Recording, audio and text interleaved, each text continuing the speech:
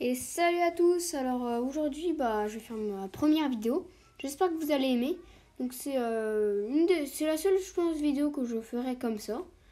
Je vais vous raconter, je sais pas si vous allez aimer, l'histoire de Pégase. Donc pour ceux qui s'intéressent. Alors Pégase, le cheval ailé. La naissance d'un cheval. Je me promenais tranquillement quand soudain je vis le vaillant Persée couper net la tête de la gorgone Méduse qui tomba par terre. Je vis de son sang naître le cheval Pégase. Donc Méduse, c'est une des gorgones que Persée devait tuer. Et donc quand Persée coupe la tête de cette Méduse, le sang qui est coulé par terre a fait naître Pégase. Bellérophon. Le jeune Bellérophon, qui est le petit-fils de Sisyphe, fils de Glaucos ou de Poséidon, suivant les versions, sa mère Eurynomée et il est le roi de Corinthe. Quelques années plus tard, il arriva à dompter Pégase, ce qui était un véritable exploit. Donc, comme vous avez constaté, donc Bellérophon, ce jeune Bellérophon, a réussi à dompter Pégase. Donc, il a réussi à monter sur Pégase.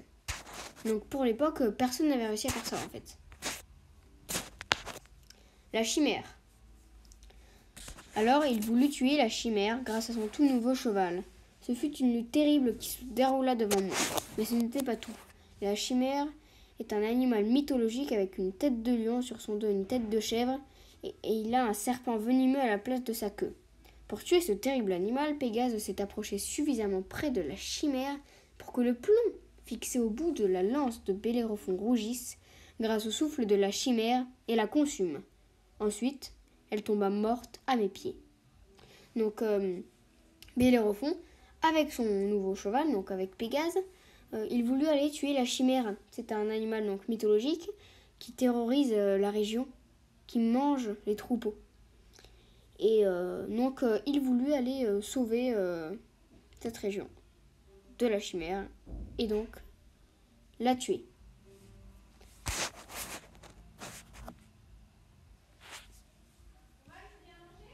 Une fois cette bataille finie, Bellérophon s'est demandé pourquoi ne pas aller vivre avec les dieux sur l'Olympe, comme il avait réussi à tuer la bête féroce. Alors il reprit Pégase et se dirigea vers l'Olympe. Mais Zeus avait tout vu et il déduit rapidement que Bellérophon n'était pas digne d'aller sur l'Olympe. Alors il le foudroya. Bellérophon tomba et mourut sur le coup. Donc, comme vous l'avez vu là, on voit donc Bellérophon sur le dos de Pégase. Il est beau Pégase. Hein. Donc, il s'est dit, Bellérophon, que comme il avait réussi à tuer la chimère, il était aussi puissant qu'un dieu. Mais Zeus, lui, déduit assez rapidement que Bellérophon n'était pas digne d'être un dieu et d'aller donc sur l'Olympe. Alors Zeus, le seul moyen qu'il eut, c'est de foudroyer Bellérophon. Donc Bellérophon tomba et il mourut. Ou alors dans d'autres versions, il tomba dans des ronces et se crevit les deux yeux. La fin. Pégase partit triste mais libre. Après ça, on ne le revit que très rarement. Donc voilà. Là, je vous montre.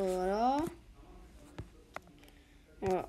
Donc, c'est un exposé en fait que j'avais fait pour ma classe, que j'avais moi-même fait. Et donc, j'avais envie de vous le montrer parce que j'étais assez fière de moi. Et donc, pour ceux qui s'intéressent à Pégase, voilà, c'était assez cool pour eux.